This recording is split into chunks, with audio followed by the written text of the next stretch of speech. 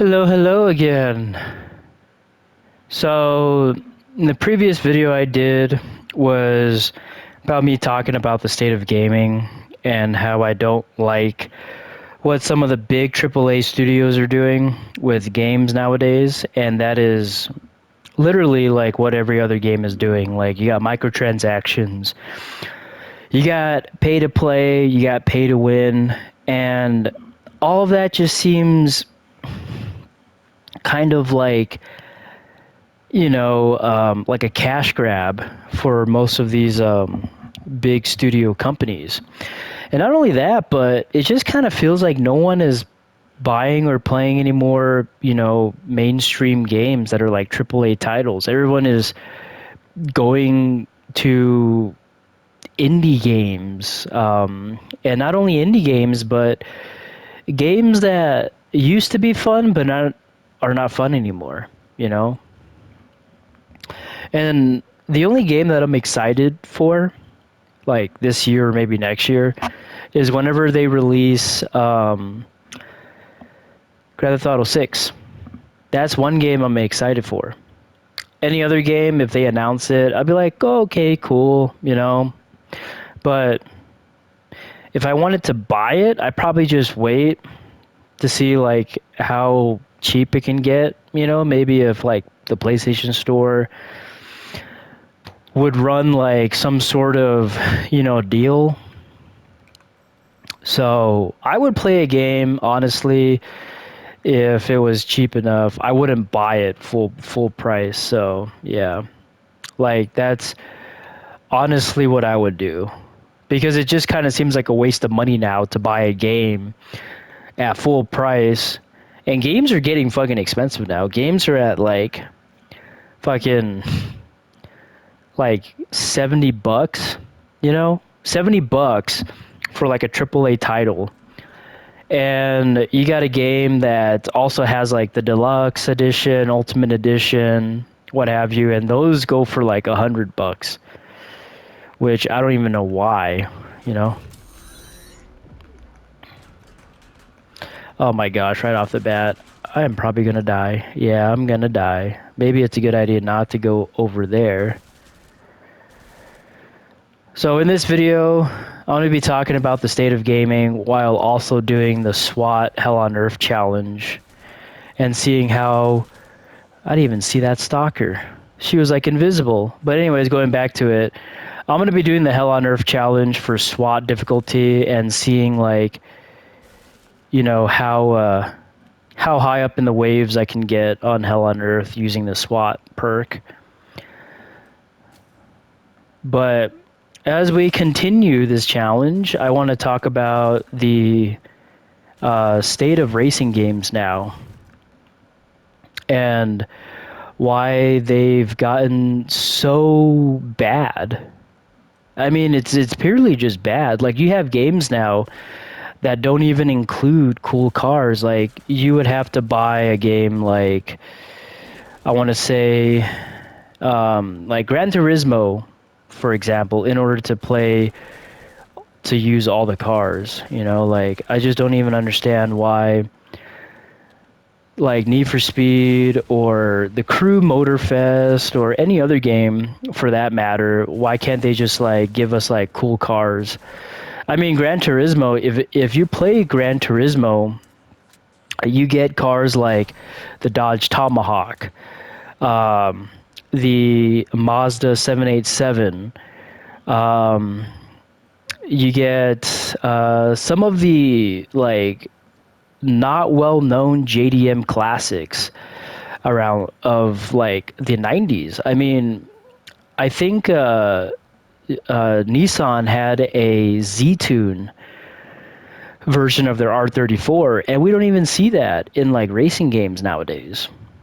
Like, we don't see cool cars anymore. I don't know if it's like a licensing thing, or if they added in those cars without permission from some of the big car manufacturers, they're liable to get sued. I don't know if that's the case, but we're getting like just cars that no one really finds interesting. I mean, yeah, you get some of the classics, you'll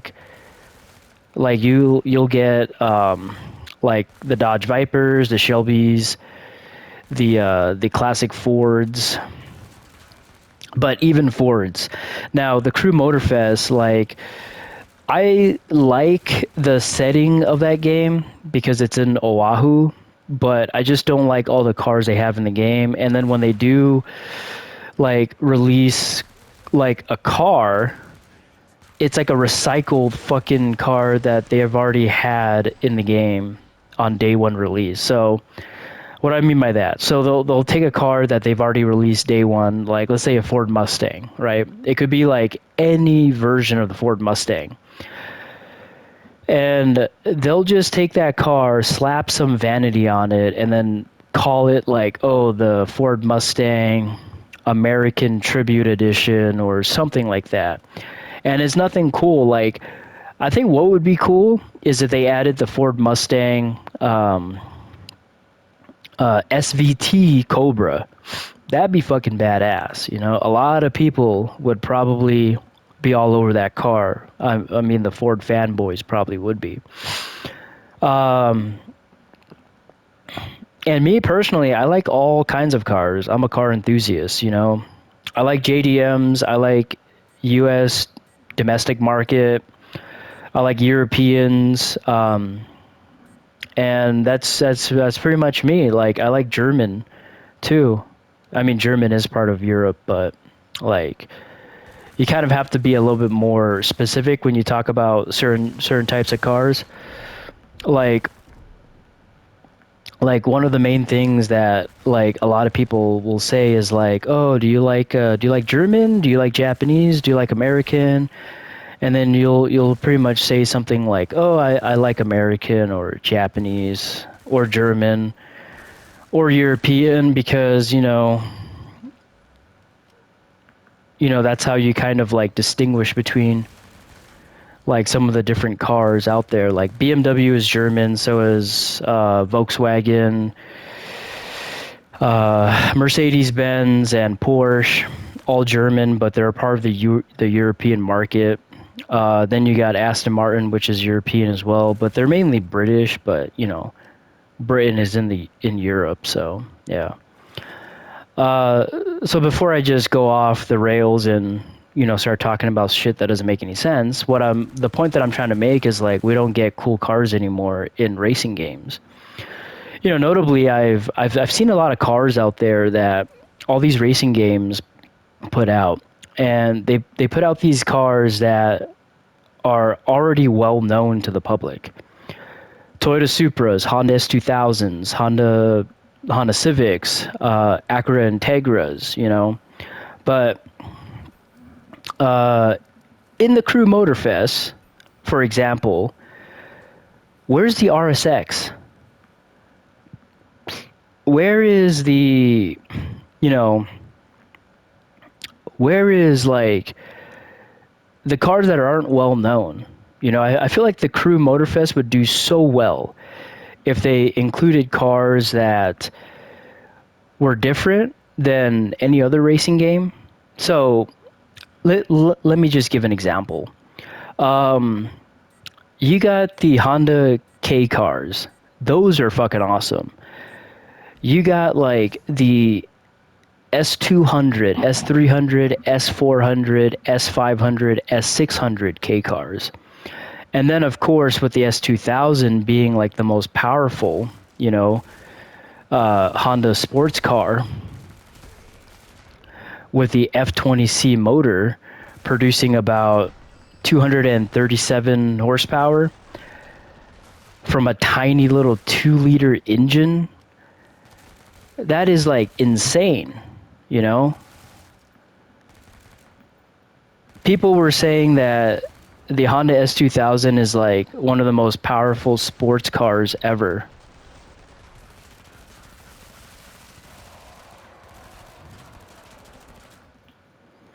Very powerful sports car to come out of Japan utilizing a 4-banger 2-liter engine.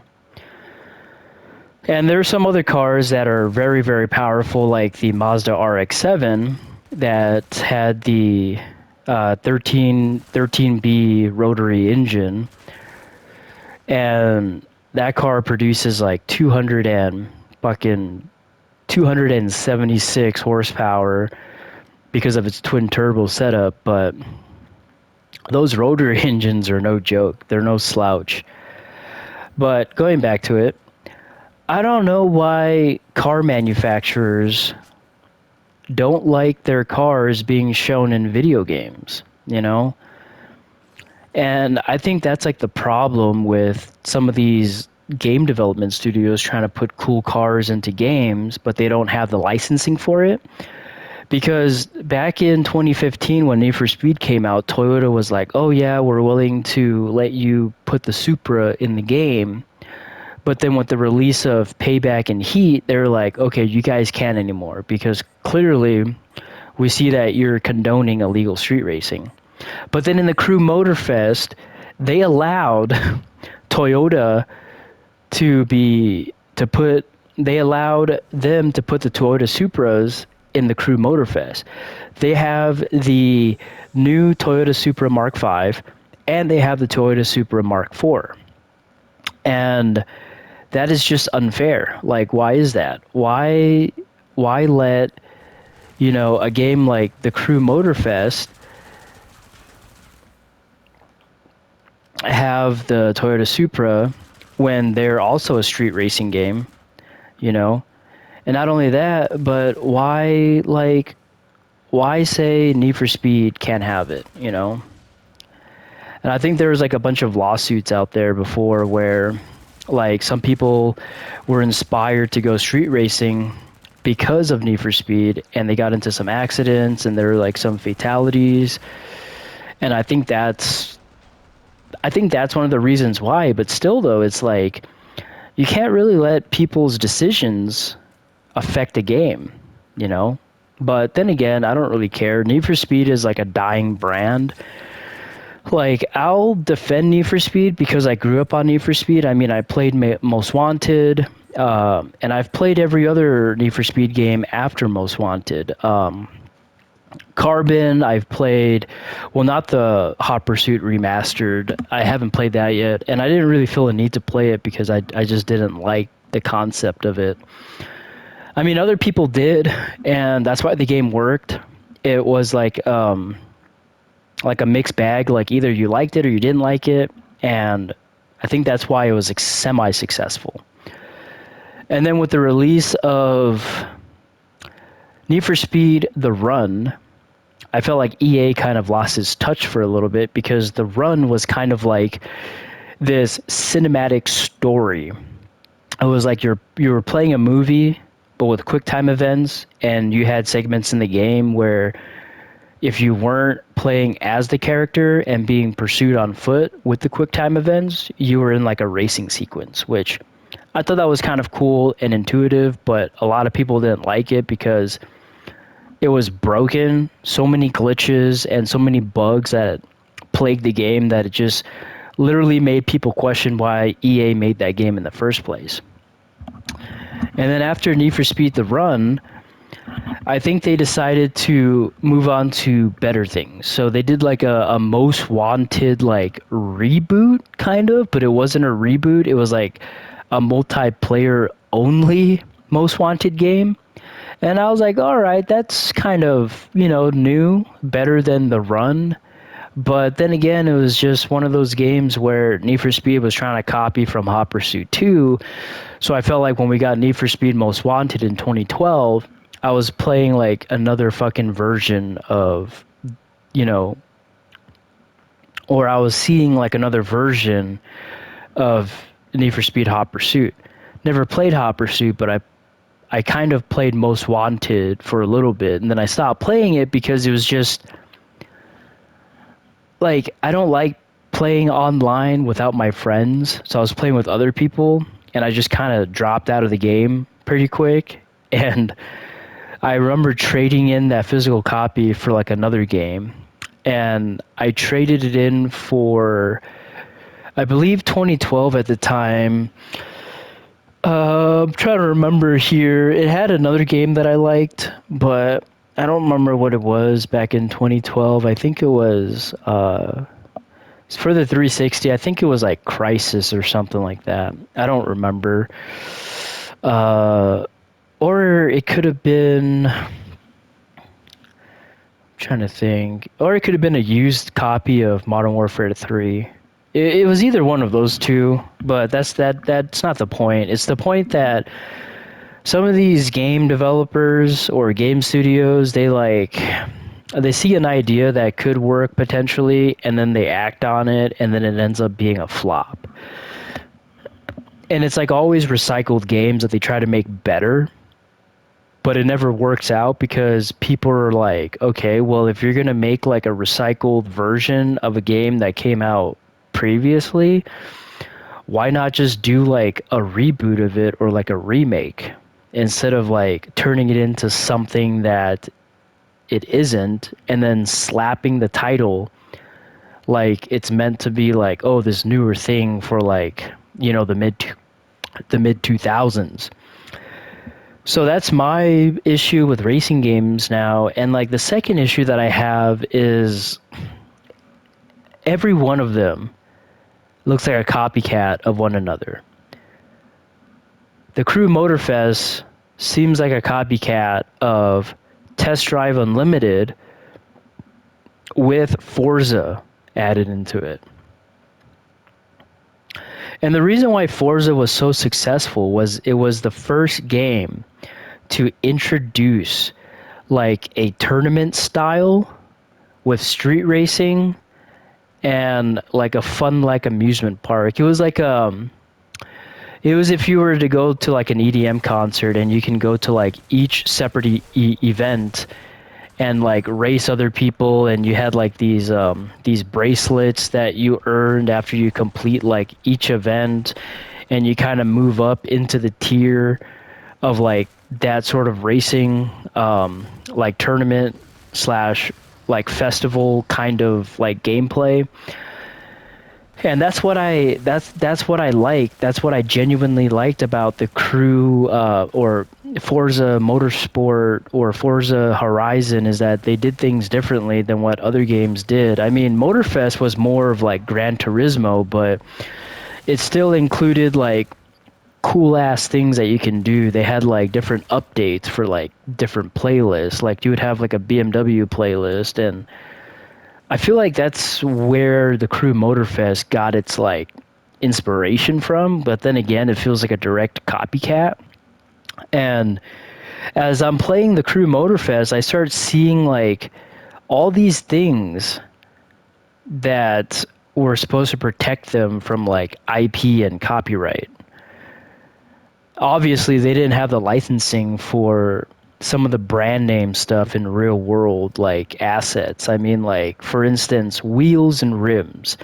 None of them were branded. So for your wheels, you didn't get NK, you didn't get like work wheels, you didn't get BBS, none of that. Or Vorsteiner, you didn't get any of those like cool ass real world wheels.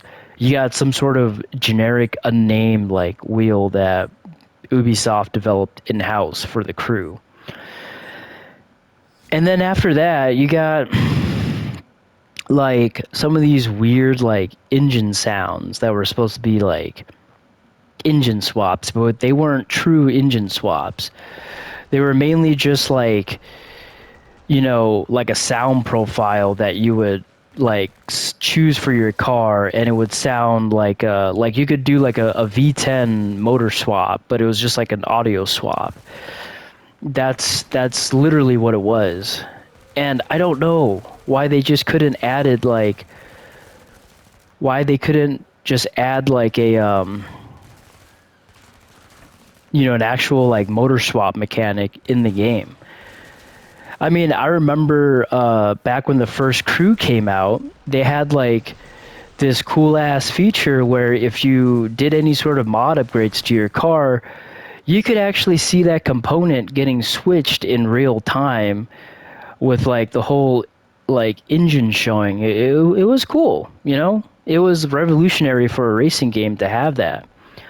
I mean, even though like some of the motors didn't look like their real world counterparts, it was still cool to see like that in real time.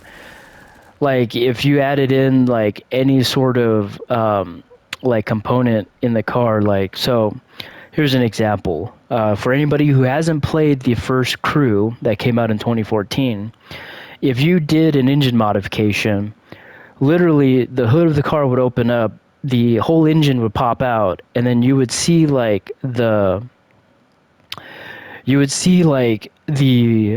intake valve covers. You would see like the top deck of the engine. You would see the block. You would see like the exhaust runners. You would see the manifolds. You would see everything. They don't have that in these new Crew games. For whatever reason, I don't know. It would be cool though if they added that into the Crew Motorfest, with the ability to do turbo swaps, with the ability to do like superchargers, uh, with the ability to do engine swaps, and you can see like those engines go into the car at real time, like the actual fucking engine of said vehicle go into the car. Like if you wanted to do an RB26 swap into a Supra, you would see the RB26 being swapped into the Supra. I think that would be fucking awesome. But like anything, it's like you're kicking a dead horse when you tell game studios like these ideas, and every time when they ask their fans, what do you guys want to see next, what do you guys would like to see, and then everybody tells them like, oh, this is what you can do, and they just take those ideas and they put them in like a trash bin, and then they do ideas on their own. Like, isn't that silly? Like, what is the purpose of us giving feedback? Do they even utilize those feedbacks, or do they just listen and it's for legal reasons and they just do things on their own accord? Like, this is what's been bothering me about gaming for a while, is like studios and developers don't actually listen to their fans that have been playing their games for years, that are actually physically playing the games, and they know what's wrong with the games and they know how to fix it, you know? It's like it's like with cars, you know? Like if manufacturers of cars would ask like their customers, "Oh, what do you want to see the next car? Like what would you like to see for our next car? And how do you think we can improve on those cars?" And like we tell them all these things, and they just kind of take those ideas and they kick them to the curb, and they come out with a car that's just completely retarded, or they come out with a car that's just completely dumb, you know? And it's like why? Like what's the point of even asking for feedback if you're not going to utilize feedback, you know? And isn't that the point? Like when they do a survey and they're like, "Oh, we would like to get your feedback on what we can do to improve some of these games. Please, like, let us know what we can do." And it's like you tell them all these things, and they just take it with consideration, and they end up doing their own thing. And I think that's like the gap between customers and fans versus the people that are making like these products that we like, you know? And like the thing that I hate too about modern gaming is like everything has become such a chore, you know? Like it feels like every time when I play a game now, it's like I'm going to a second job, except I'm not getting paid for it. It's like I'm playing a game, and it feels more of like me testing a game than enjoying a game for what it's really worth, you know? And I feel like that's what's going to happen to the next Killing Floor 3 when it comes out.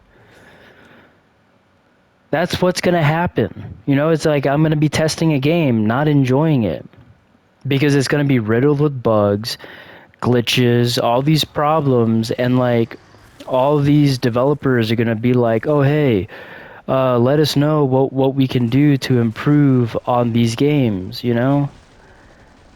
And it's like, yeah, we already told you guys, like, previously when you guys did have a game that worked, like Killing Floor 2, and now we just made this game more crappy. A more crappy version of, like, you know, what it really needs to be.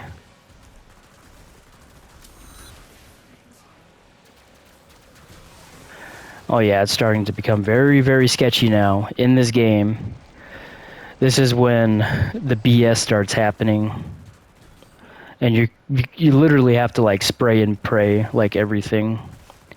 And like the whole idea is to conserve ammo, but you can't really do that when you have like 5,000 different types of enemies like just like gang up on you. That was an exaggeration, by the way. There's actually no like 5,000 enemies and shit.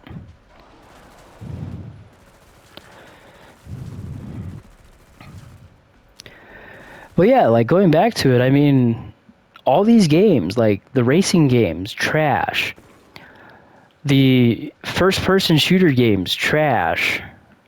You know, the only games that I like playing now are like Souls-like games. Like, I just got Black Myth Wukong, and I absolutely enjoy that game. I mean, it's so much fun to play.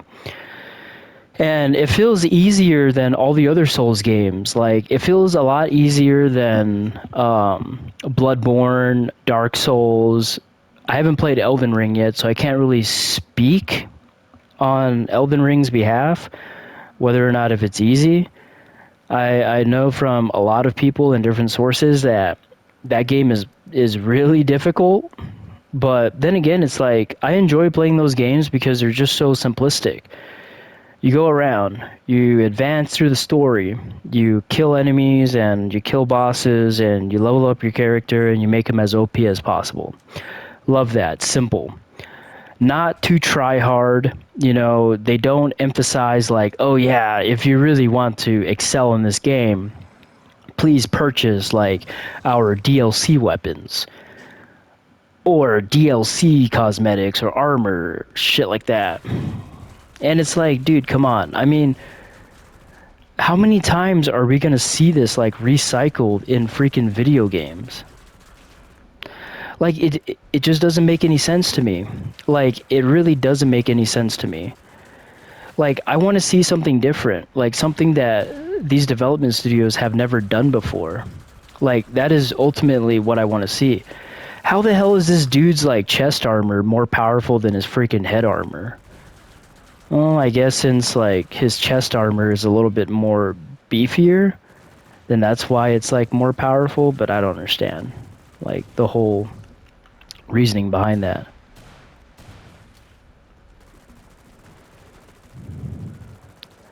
Oh yeah. Oh yeah. Take that, you bullet sponge.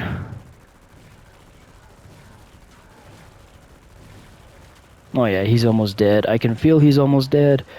Just need like a few more shots. Yeah, he did. Just killed him. Nice. Okay, but anyways, going back to it. Yeah, gaming is just trash now. Like I don't really enjoy any games anymore. I don't even want to buy like the latest Call of Duty. If they do announce it and they tell us like, "Oh, these are all the changes that we've made to it," I'm not going to play it because I know it's going to be the same bullshit. What are they going to do? They're going to add like some sort of new slide mechanic, some new jumping mechanic, maybe like a hand-to-hand combat segment. Like really? That's all you're going to add to the game? Like, why can't they add something a little bit more different? Like, change it up. Be out of the box. Stop thinking inside the box. Think outside the box. Like, I wish these game development studios would fucking do that, honestly. You know, like, for instance, The Crew, the only thing that they did pretty good was they included motorcycles in their games. And then Need for Speed Unbound copied that idea because, oh my gosh, everybody loves motorcycles and they're a part of street racing culture. Let's add in motorcycles into Need for Speed Unbound.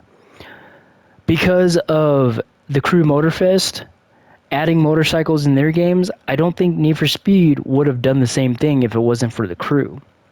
So it's like these games are just grabbing ideas from each other, and it's not even like anything special, because if you played it in the Crew, most likely Need for Speed is going to have the same kind of performance as if you were playing the Crew. Instead, you're just playing Need for Speed. So those are my issues with gaming in today's world.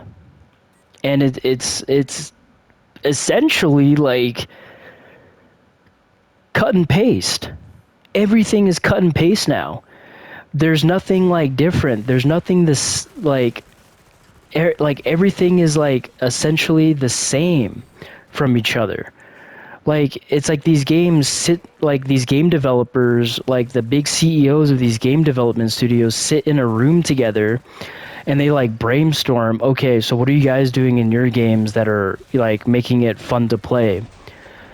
Oh, we're doing this. Maybe you can add this into your game and you might get better sales. Like, I feel like that's what's been going on in these games. Like, all of these development studios are like literally copying and pasting from each other. Like, next thing you know, like, we're gonna get like a Splinter Cell game that is exactly just like Tom Clancy's like Ghost Recon, you know? Like, I feel like that is what's going to happen. Oh yeah, the bullshit's coming. This is when the game sends like so many flesh pounds after you because you've decimated like all of them on Hell on Earth difficulty. I am on wave 11 right now, and this is like the kind of BS that I deal with when I get up to the higher waves. I thought I killed you, dude. The heck? They should make like a feature in the next Killing Floor game that when you kill a flesh pound, they stay dead and they don't send out like fucking 500 of them after you. I think that's a new feature they should include. Maybe they already included it. I don't know. But anyways, like what I'm saying is I feel like there's a lot that the gaming industry needs to do in order to make their games better.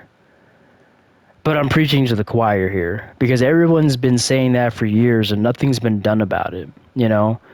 And you get all of these like these younger generation gamers that are content with what they're getting. They haven't played like, well, I can't really say that because they might have dabbled in it. They might have went out, bought like an Xbox 360 and dabbled in like the and dabbled like in some of those games, like just to kind of try them out and understand like why those previous games were so great to begin with, you know, back in like the mid 2000s and like the early 2000s and whatnot. Oh yeah, this flesh pound is literally going to make me deplete my ammo before. Actually, all of the flesh pounds are going to make me deplete my ammo before I even get to, like, kill any of them. Die, die, die, die, die, die, die. There we go. He did. He did. Yeah, as you guys can see, I play this game a lot. Like, more than I would like to play it. Oh my gosh, you fat bastard. Get away from me. Oh gosh. Yeah, I honestly thought that I was gonna die right there. But I survived up until wave 12. So this might be my best game yet, trying to do this challenge. She just came out of nowhere. Closed the door on her and then she immediately dies afterwards. That's funny. But anyways, yeah, like as I was saying, you know, I can go on and on about the problems with games nowadays, but that's not really gonna help solve anything. Because all of these like big game studios, they're only making these games because it's like a cash grab. They know people will buy them. But we have to boycott this. Like, we can't just let these issues continue for however long they're going to continue for. I mean, next thing you know, they're going to release like what, the fucking like 100th Call of Duty game, and there's not going to be anything different about it. It's going to be like the same cookie cutter bullshit that we're used to seeing. So is Killing Floor 3. So is Need for Speed. So is Forza. You know, all of these games, like, they're not doing anything special. They're not doing anything new. The only thing that they're doing is like revamping their, how do I say, graphics and, you know, playability of the games. But even some of their games aren't even playable. Some of their games are released day one, just broken right out the package, you know? And it's like when they fix something, another thing gets broken. And then they're trying to figure out, oh my gosh, what is wrong with this game? And then they shut down the servers for maybe like a couple of seconds at a time, or maybe a couple of minutes, or maybe longer than that. And they try to figure out what the fuck is actually wrong with their games. Because like, I'm gonna be honest with you guys, like, gaming today has never seen so much problems than gaming back in the day. You know, like, do you remember you guys could play a game and there wouldn't be like any bugs or glitches or like any roadblocks like that are hindering you from completing like a section of the game to move on in the story and stuff? Like, I feel like that's what we're getting now in video gaming, you know?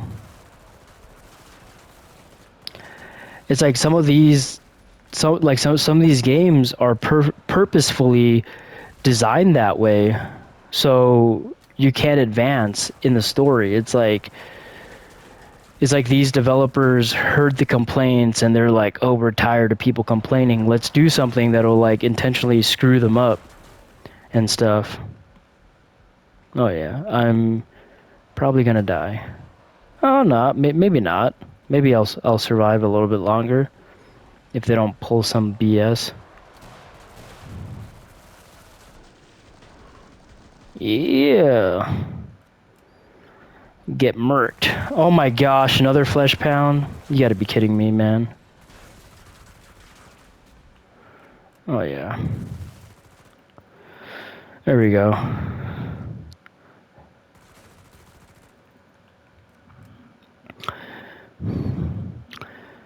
So I can already tell this video is gonna be a pretty long one because of this challenge that I'm doing. I'm already at wave 13.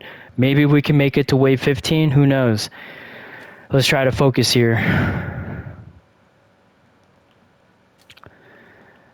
All right. Oh, it's a scrake. Not too bad. Pretty easy. All right. Let's see here. Where is this pod at? Where's this trader pod at? It's pretty close by.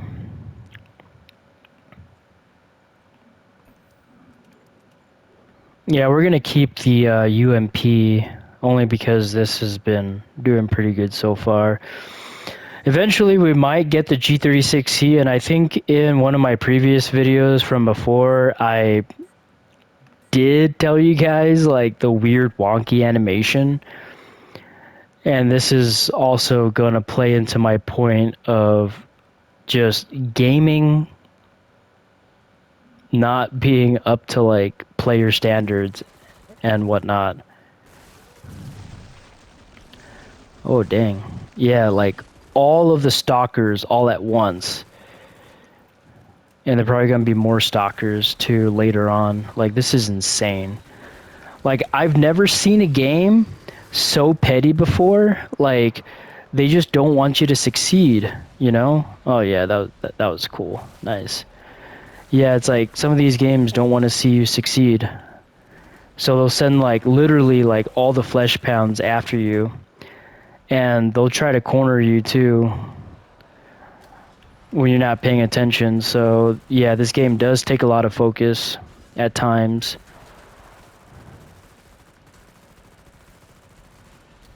Oh my gosh.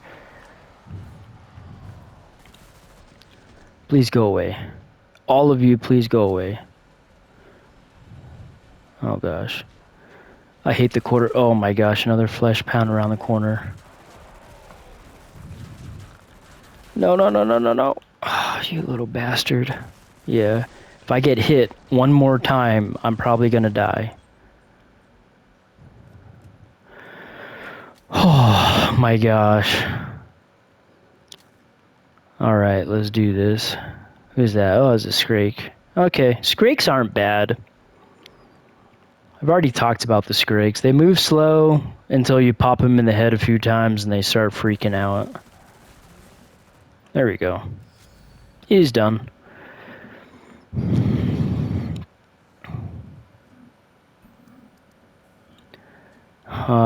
Yeah, let's do the G36C. Screw it. We'll max out the level on it. Yeah, Scraky boy dead.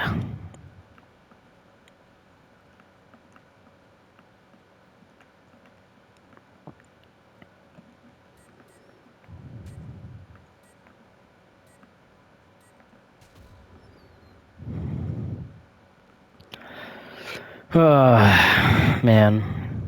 You guys know what game I really want to see come out? Is another Skyrim game. That'd be so cool to see, especially with the new game engine that Bethesda is using. They used it in Indiana Jones and the Great Circle. It's like this Unreal 5 game engine that they developed, and it's just amazing, you know? Oh yeah, this is going to be kind of a doozy with Dr. Hans Volter. Yeah, because he's literally going to do this sometimes because he's a coward. Oh, yep. I already knew that they were going to come for me.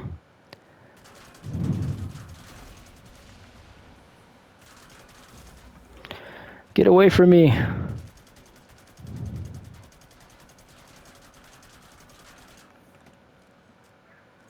Of course.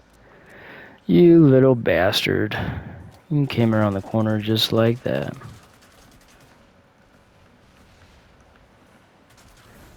Ah! I almost got him.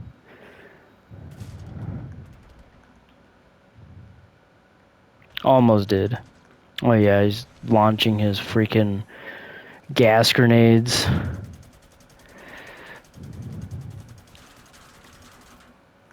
Oh. I don't even know how the fuck I was able to kill him.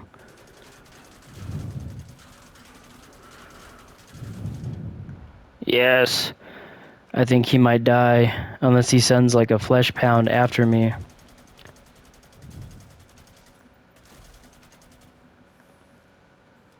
More grenades. More grenades being thrown. Oh, there he... Oh, shit. There we go. There we go. Stay down. Stay down. Don't get back up.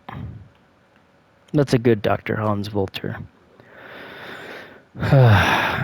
Yeah, so I think I'm done talking about games. I mean, it's just... We're always going to get the same shit. It's not going to be any different. And if it's going to be different, it's going to be horrible.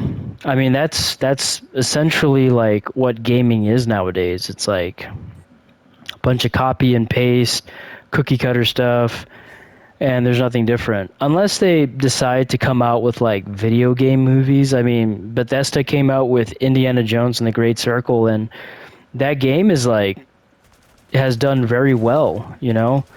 Like, it's done so well that like it's gotten like a lot of praises from a lot of people. People thought it was going to be like a boring game, but no, it's actually really fun, you know?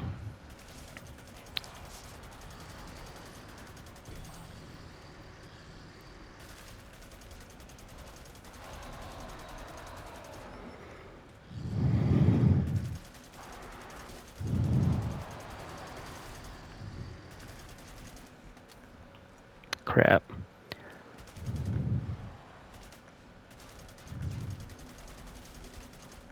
Dude.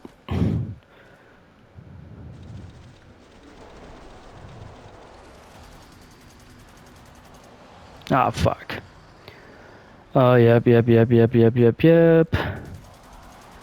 This is not fun at all.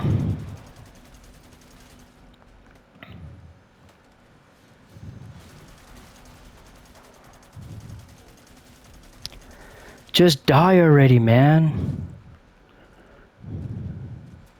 Yeah, look at this animation on the G36. It's so weird. Like, it feels like I'm playing like an early version of Gary's mod.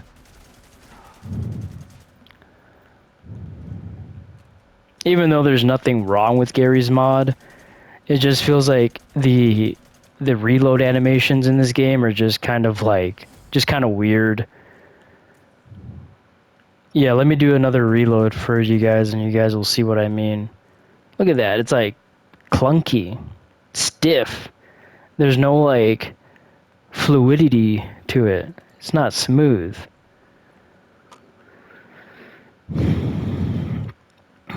Yeah.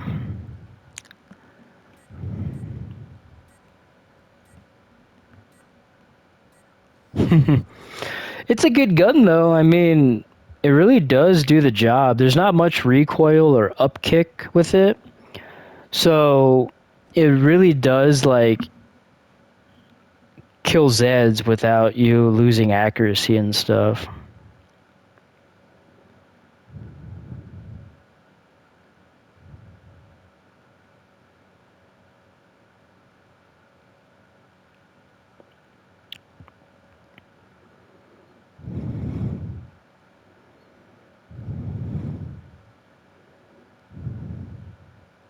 So yeah.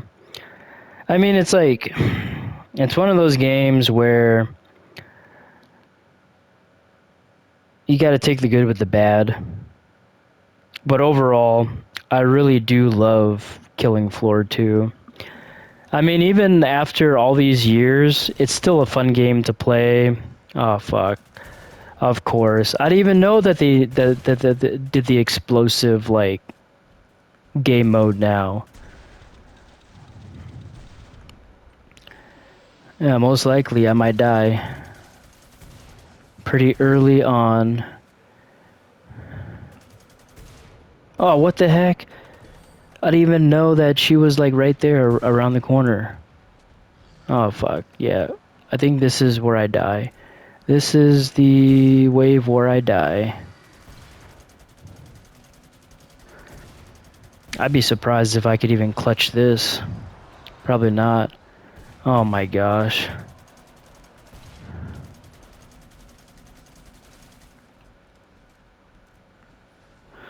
I might not even be able to clutch this one because of all the BS. Oh, you little bastard, of course.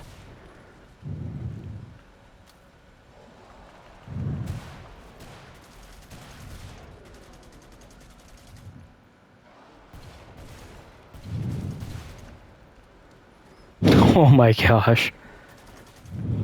Oh my gosh. Child's play. Kind of. I'm already down to like 6 enemies. Let's see how much we can go before I die.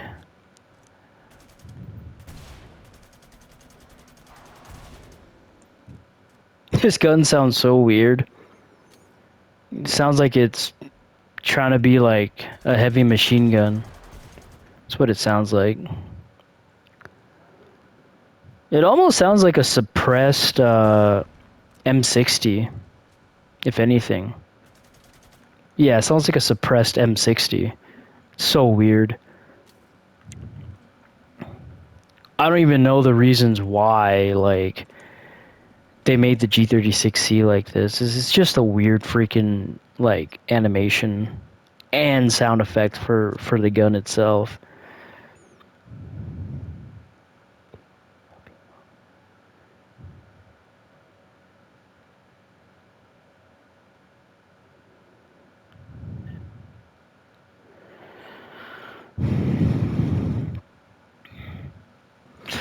Yeah, so anyways, fucking...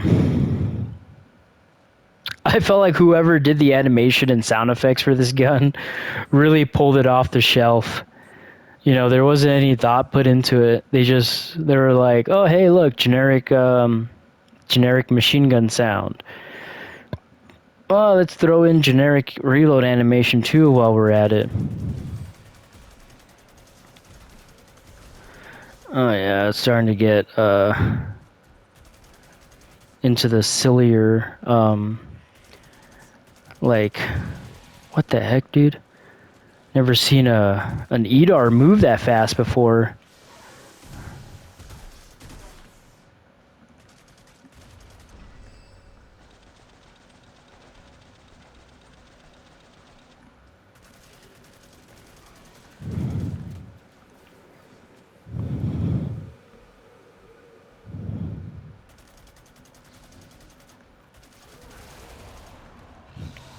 Three of them at once. Oh, great.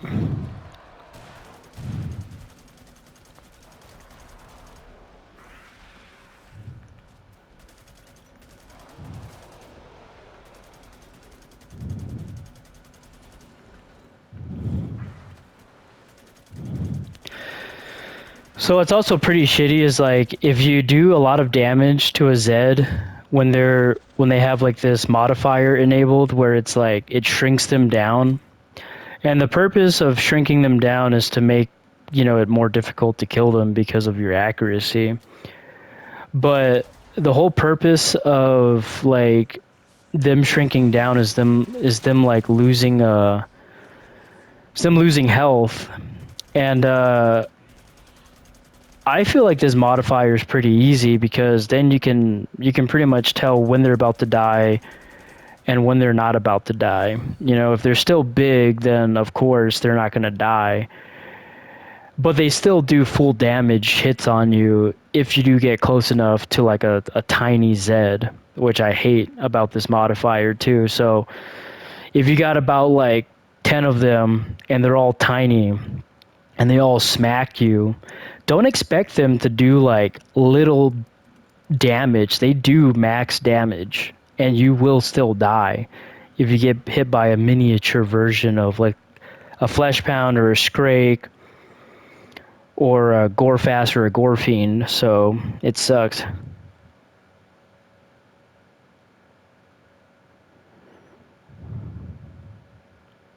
So yeah. Okay. We're about wave 18. 20 seconds left until we actually start the next round of chaos. Let's just fast forward it. I don't really care about waiting too much. So yeah, anyways, I've been having a lot of like muscle aches and shit. I don't know if that's the result of having nicotine withdrawals,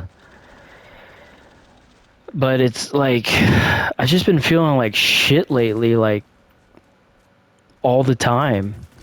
And it's like, it's pissing me off because I'll wake up and I'll have this crink in my neck. And I don't think it's a result of sleeping weird either. I think it's more of a result of the nicotine withdrawals. Because honestly, I'm trying to quit smoking. I'm in my 30s and it's just not healthy to just keep smoking, you know? And also my lungs too have been like recovering as well. So that's kind of been a doozy as well. So just recovering from years and years of like lung abuse. Oh boy. Let's go. Let's go. I'm surprised that I've survived this long and I haven't taken any damage yet. That's very interesting. This is... holy shit. Wait, I actually don't even know if I took damage or not. I honestly wasn't even paying attention. I might have taken damage, just not even sure about it. Maybe I didn't. I don't even remember. It's probably that brain fog kicking in from nicotine withdrawals. I know that's one of the symptoms. One of the other symptoms is, of course, the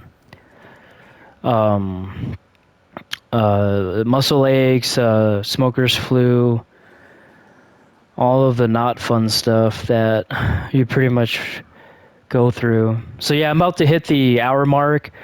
The video is going to end in about 5 minutes. So we're going to try to make a part 2 of this. If not, then probably just purposefully kill myself to end this video. But yeah, I'm at wave 20, so I think this might be the this might actually be the wave that I die. This boss fight with Abomination on wave 20. Yeah. What the heck? That really took out his yeah, that really took out his armor pretty quick. That's insane. See what, we might actually end up surviving this boss fight. With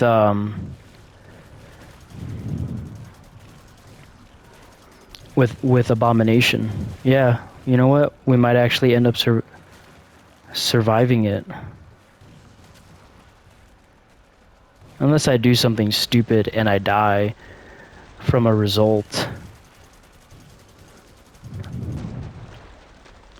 Oh yep, he's dead. I should have just let him kill me. Yeah, it's fine.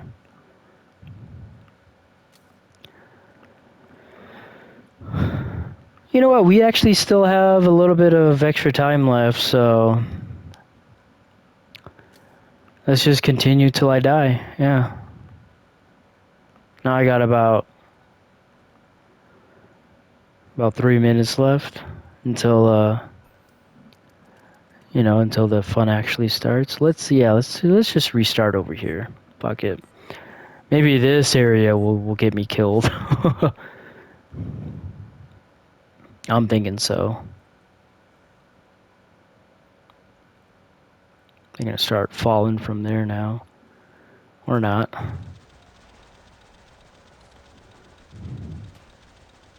Oh, what the hell?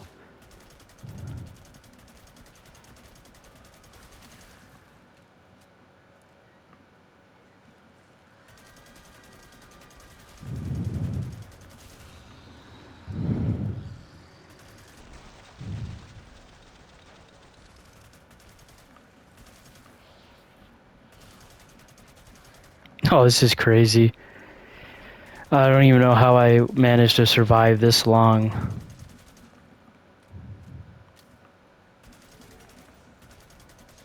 She tried to get me and then she just flopped in the air.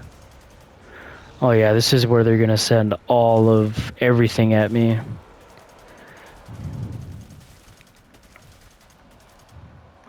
Oh crap. Multiple flesh pounds all at once. And they do the most freaking damage too.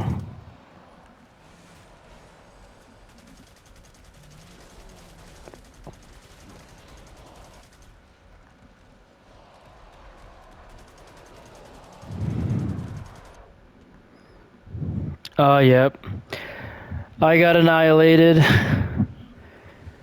This wasn't an hour. This was an hour-long video. I apologize to you guys. I don't even know if anyone's even gonna watch this. But I would say this was one of my better ones. And this was on SWAT difficulty. Or fuck, no, not SWAT difficulty. It was on SWAT perk with Hell on Earth difficulty.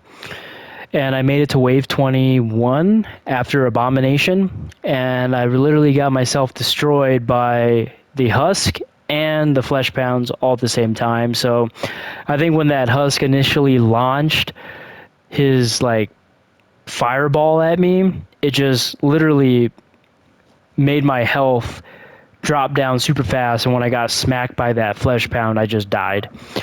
But anyways, I hope you guys enjoyed this video. Please remember to like, comment, and subscribe, and hit that alert notification bell to see new and exciting videos. And I will see you guys in the next video. I think I'm going to do Black Myth Wukong as my next playthrough. So I hope you guys enjoyed the video, and I will see you guys next time. Peace out.